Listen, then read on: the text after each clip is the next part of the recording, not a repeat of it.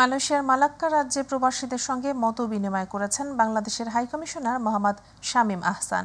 শুক্রবার তিনি কুয়ালালামপুর থেকে প্রায় ২০০ কিলোমিটার দূরে অবস্থিত ডি ক্যান্স সার্ভিসেস (SDN) BHDর ফ্যাক্টরি পরিদর্শন করেন এবং কর্মরত প্রবাসী বাংলাদেশিদের সাথে মতবিনিময় করেন।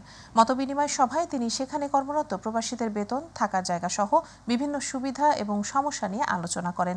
এ সময় হাইকমিশনার সকলকে মালয়েশিয়া সরকারের নিয়মকানুন মেনে চলার আহ্বান জানান।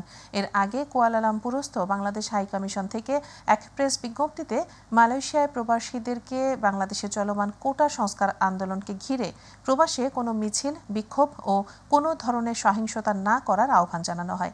তিনি আরও বলেন, প্রবাসে এসব কর্মকাণ্ড নিষিদ্ধ এবং কেউ এসব কার্যক্রম করার চেষ্টা করলে দেশটির সরকারের আইনি জটিলতায় পড়তে হবে তাকে। হাইকমিশনার প্রবাসীদের ব্যাংকের মাধ্যমে রেমিটেন্স পাঠানোর আহ্বান জানিয়ে বলেন, বৈধ পথে টাকা পাঠানো হলে দেশের অর্থনৈতিক উন্নয়ন ত্বরান্বিত হবে।